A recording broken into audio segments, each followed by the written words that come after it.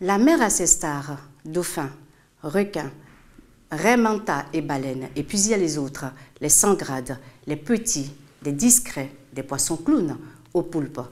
Tous ces animaux sont des acteurs indispensables du théâtre fascinant de la vie sous-marine. Mais sommes-nous sûrs de les connaître? Bienvenue sur les antennes de Canal 7.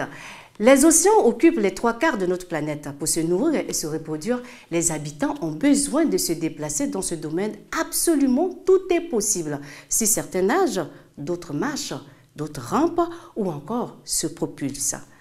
Plongeons-nous dans l'univers de ces créatures marines, les ordinaires, les étranges, les statiques et aux plus dynamiques.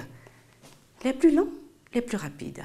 Ce documentaire peut-être demain constituera une force et un pouvoir pour nos pays africains. Vous pouvez avoir la chance de gagner un ordinateur portable en suivant attentivement cette aventure avec nous. Pour cela, vous répondez à cette question. Les crinoïdes sont-ils petit A, des poissons, petit B, des plantes, petit C, des pierres? Envoyez votre réponse au 88 77 précédé des 7M. A tout de suite. Les poissons du récif sont surtout actifs durant la journée. Alors, qu'en est-il de la vie sous-marine lorsque le crépuscule envahit les lieux?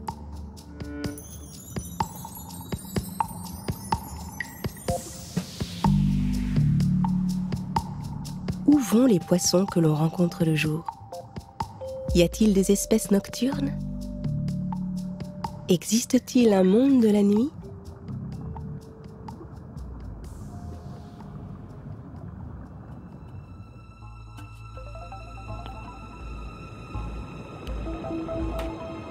Dès que la lumière commence à baisser, peu à peu, l'activité se ralentit.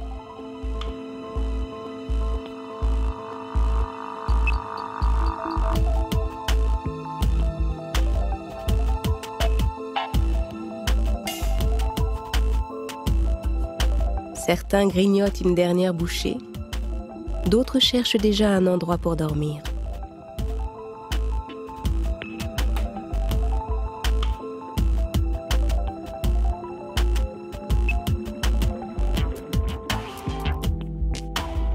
C'est aussi un moment privilégié pour des rencontres exceptionnelles.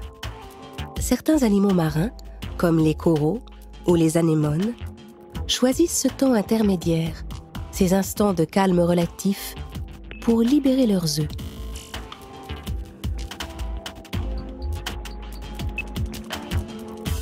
Leur ponte provoque une réaction immédiate chez les poissons qui, seuls, à plusieurs, voire même en banc, retrouvent leur vivacité et se précipitent sur les œufs qui flottent au gré du courant.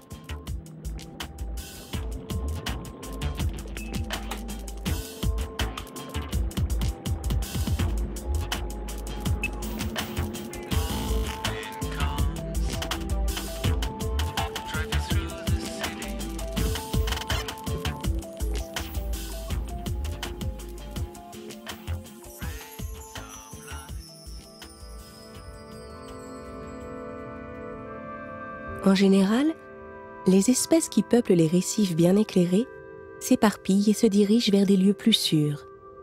En fait, de véritables tanières qu'ils occupent le soir, dès que la lumière devient insuffisante.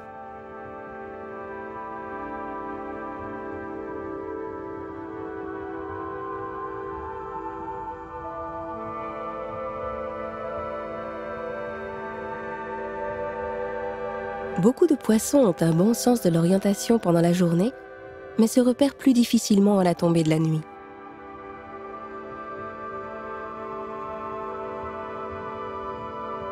Certains s'installent dans les fentes étroites du récif pour se protéger.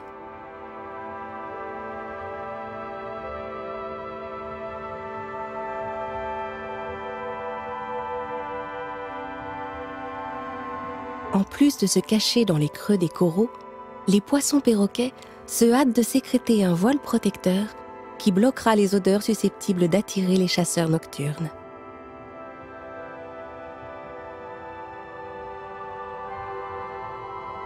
L'atmosphère générale donne l'impression d'un temps intermédiaire, d'un temps mort dans la vie marine. Le silence envahit les lieux. Il n'y a plus personne. Les animaux de la journée, les diurnes, ont retrouvé leur lieu de repos et les nocturnes ne sont pas encore en activité.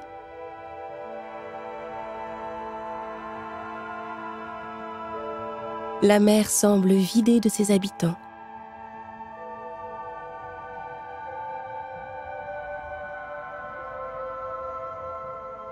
Il faudra attendre environ 1 heure pour que les animaux nocturnes fassent leur apparition.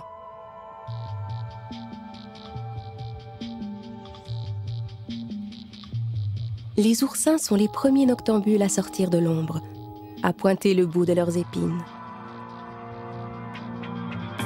Réfugiés sous les rochers, ils commencent tout doucement à s'en extirper. Lentement, ils s'approchent et envahissent la zone pour former un véritable tapis. Les oursins diadèmes, aux très longs piquants noirs, aiment se regrouper. Les oursins sont tous plus beaux les uns que les autres, et leur nom est toujours très imagé.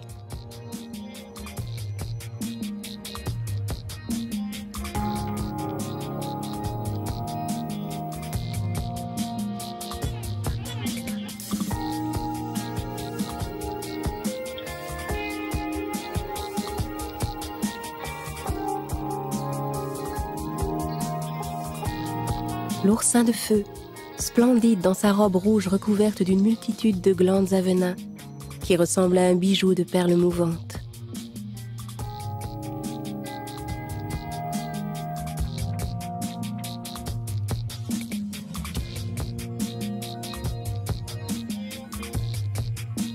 L'oursin crayon, qui tient son nom de ses épines, pareil à des crayons de couleur.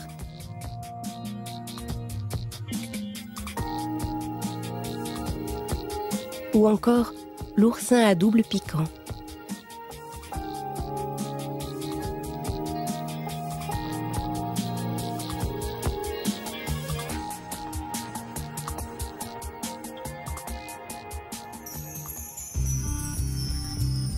Pendant ce temps, d'autres animaux quittent leur tanière.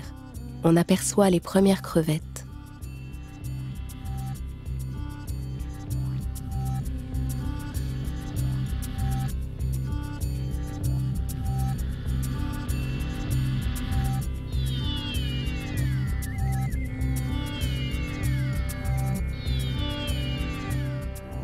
La nuit s'installe. C'est le moment que choisissent les rascasses pour déployer leurs ailes et entrer en activité.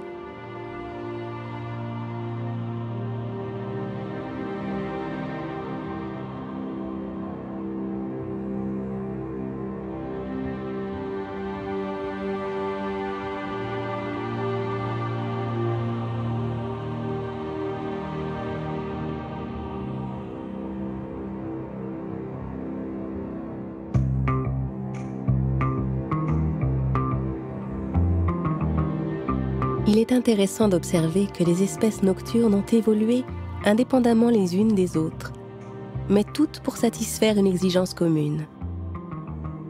Parmi ces adaptations spécifiques, les plus caractéristiques sont la coloration, souvent rouge, et les grands yeux, 2 éléments que l'on retrouve chez les poissons qui vivent dans les grandes profondeurs, là où il n'y a pas de lumière.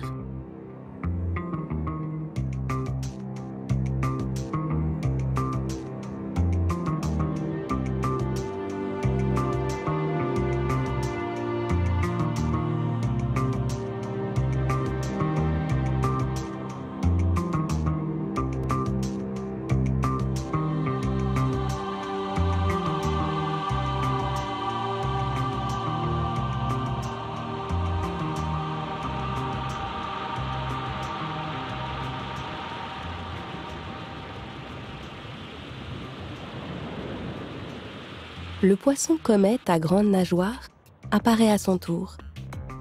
Cet animal vit solitaire dans les cavités du récif, mais quand vient la nuit, il s'aventure hors de sa cachette pour se nourrir de petits crustacés, de poissons ou de gastéropodes. Sur la base arrière de sa nageoire dorsale, il a un faux œil appelé ocelle. L'effet combiné de l'écartement de ses nageoires et de ce dessin rend difficile pour un prédateur de savoir où se trouve la tête, car le faux œil ressemble à s'y méprendre à un vrai.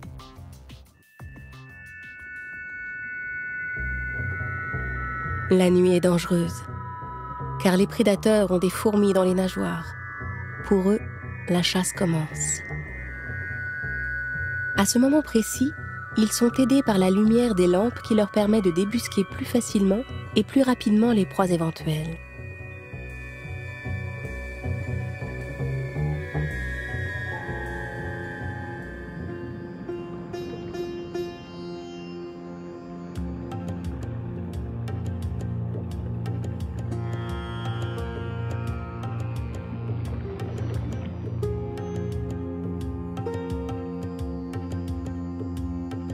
Reine des failles et des trous du récif, cette grosse murène ne s'incline pas devant la reine des airs marins, la rascasse volante.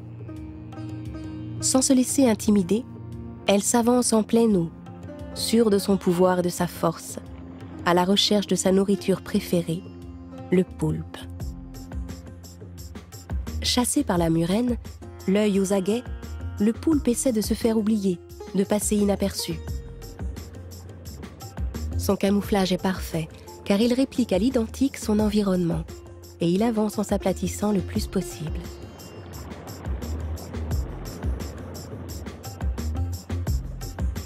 Il semble inquiet, et pourtant il ne devrait pas avoir peur, car même s'il perdait un bras, il ne perdrait pas la vie. En effet, les bras du poulpe ont le pouvoir de se régénérer. Sectionnés, ils cicatrisent et repoussent.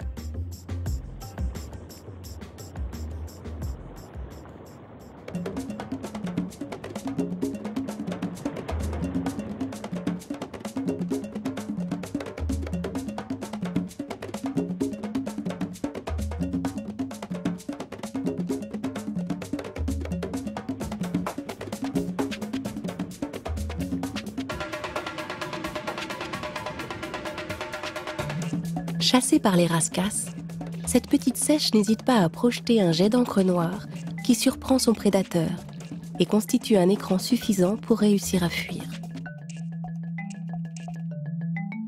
Les ailes déployées, l'escadrille de la mort continue sa quête, inlassablement. Complices malgré nous par la seule présence de nos lampes qui leur facilitent la tâche, nous assistons à de violentes attaques éclairs.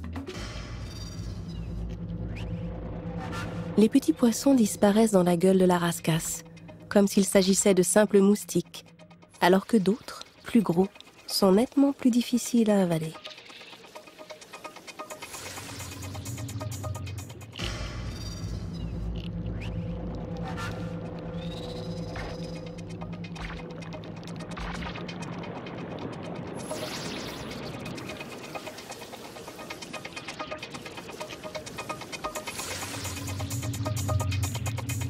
Les mâchoires travaillent avec force. Cependant, il faudra quelques secondes avant que la queue du poisson disparaisse à son tour. Le sinistre balai continue. Néanmoins, la vue d'un rescapé est synonyme d'espoir. Il est la preuve que tout n'est pas forcément joué d'avance.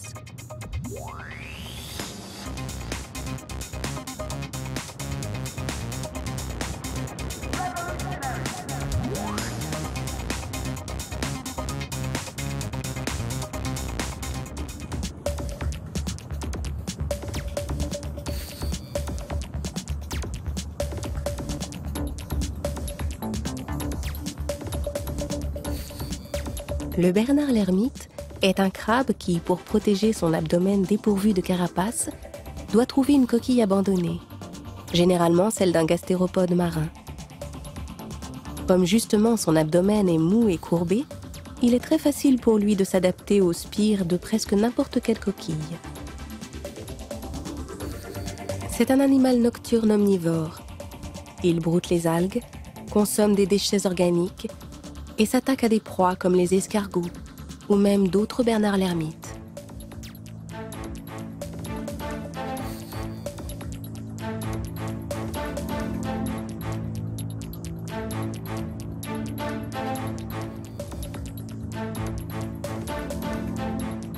Sa plus grosse pince sert à bloquer l'entrée de sa demeure devant une menace.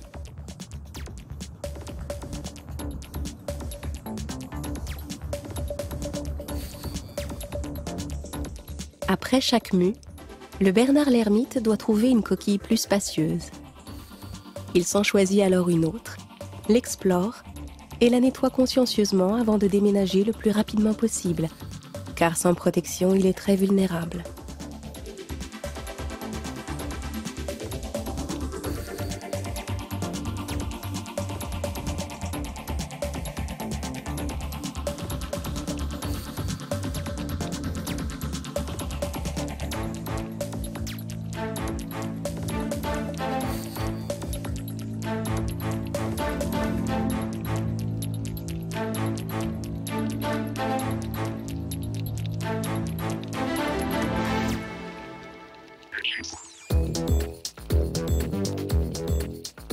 Les langoustes aussi quittent leurs abris la nuit pour aller chercher leur nourriture.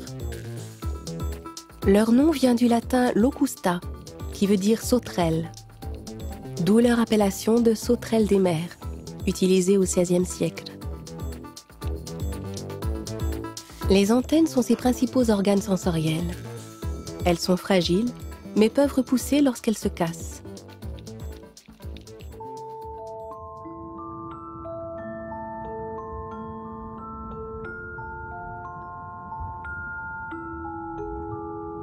Le calamar nage les bras étendus devant lui.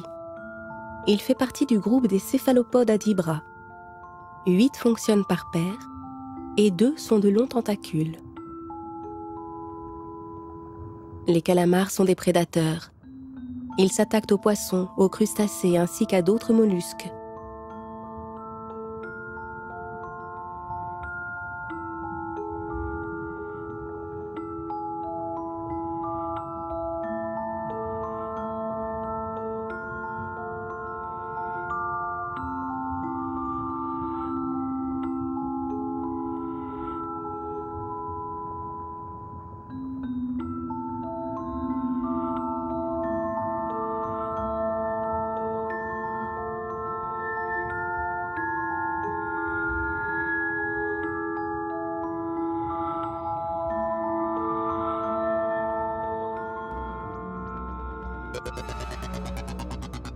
Les poissons rasoirs offrent un spectacle déroutant.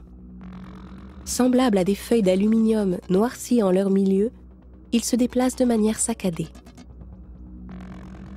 Avec leur corps en forme de lame de couteau, ces poissons, qui font partie de la famille des hippocampes, se tiennent bien droit, la tête en bas, et nagent dans cette position près du fond, à la recherche de tout petits crustacés. Leur épine dorsale droite et rigide leur impose de vivre dans cette position verticale.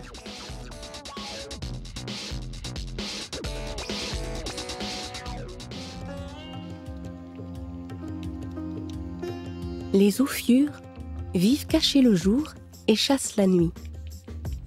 Ces animaux ont 2 caractéristiques. Ils craignent la lumière et sont très mobiles. Dès qu'ils sont à découvert, ils rampent à toute vitesse vers un abri. Ils se nourrissent principalement de particules organiques en suspension dans l'eau. Il y a ceux aux bras lisses et clairs et ceux avec des piquants pourpres ou noirs. Ces bras à piquants leur permettent de filtrer l'eau de mer afin de capturer des particules nutritives.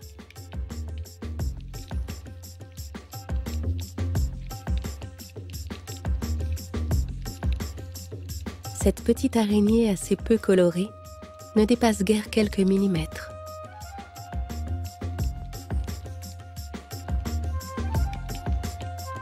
On la trouve souvent sur les branches des coraux de feu, installés là pour mieux capturer le plancton.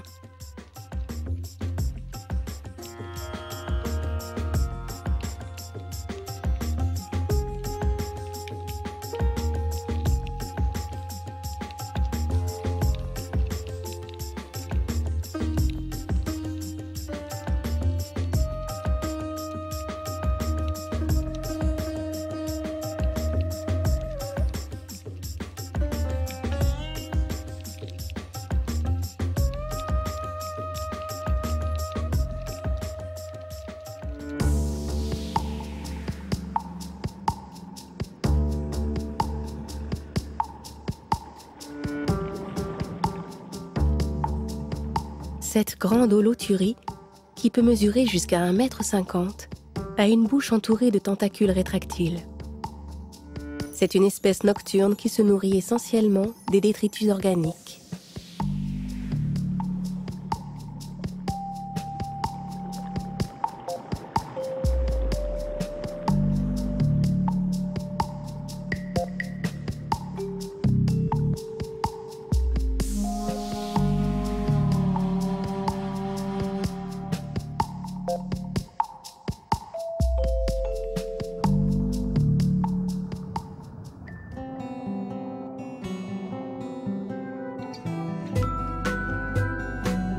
Ne s'ouvrant généralement que dans l'obscurité et perpendiculairement au courant, les gorgonocéphales montrent un centre plat en forme de disque étoilé, d'où partent 10 bras mobiles qui se ramifient pour former un élégant filet circulaire de dentelle animale.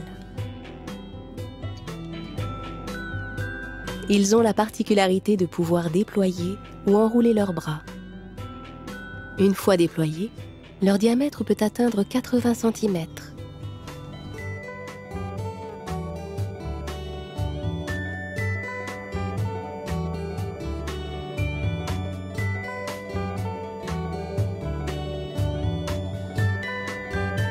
Quand les bras s'enroulent, il se forme alors des boucles et cette structure prend l'aspect d'une chevelure vivante.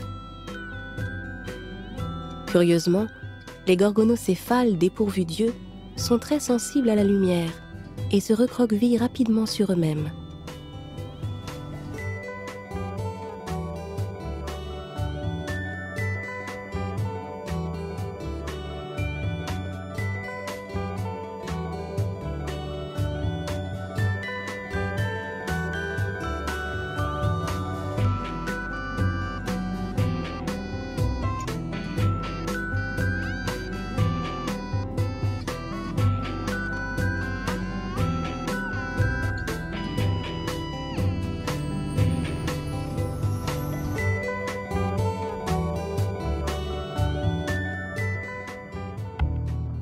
Peut-être à cause de la taille de sa coquille d'environ 25 cm, cet escargot est appelé thone. Il est vrai qu'il ne passe pas inaperçu. Carnivore à activité nocturne, le thone compte parmi les plus grands gastéropodes. Pour chasser, il utilise le courant. Avec sa trompe, il aspire l'eau en permanence, car elle est porteuse des odeurs de ses proies. Ces odeurs sont analysées par des récepteurs chimiques qui permettent aux mollusques de s'orienter vers sa cible. En temps normal, la trompe buccale flexible du thone est dissimulée. Mais sitôt qu'une proie est localisée, cette trompe se dilate considérablement pour engloutir la victime, qui est ensuite lentement aspirée.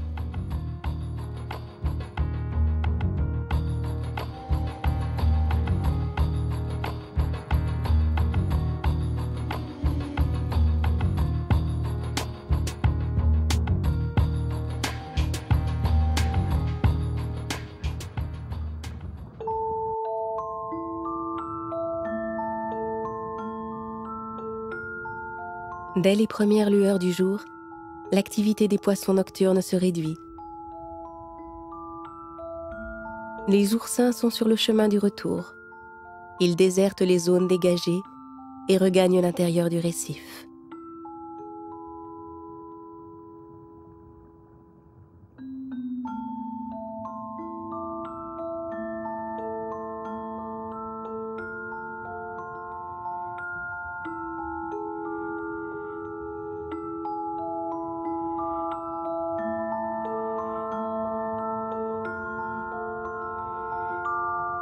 Peu à peu, la luminosité gagne en intensité.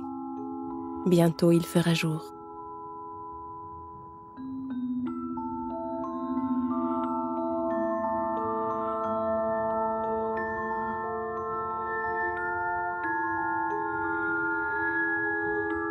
Les poissons diurnes se réveillent doucement.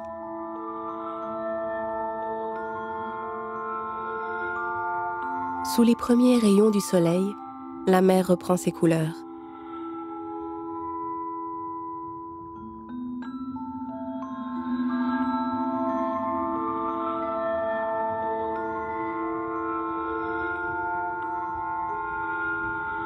tout continue et en même temps tout recommence.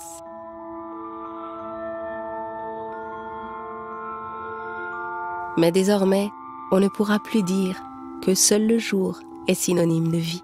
Voilà, j'espère que ce documentaire vous a plu et désormais, vous savez quelle richesse enferment nos mers et océans. N'oubliez pas que c'est peut-être vous le prochain gagnant. En répondant à cette question, des crinoïdes sont-ils des poissons, petit a, des plantes, petit b, petit c, des pierres? Envoyez vite votre réponse au 8877, précédé de M comme cette merveille aquatique. Pour cela, je vous dis bonne chance et à la semaine prochaine. Bonne suite des programmes sur les antennes de Canal 7. Bye.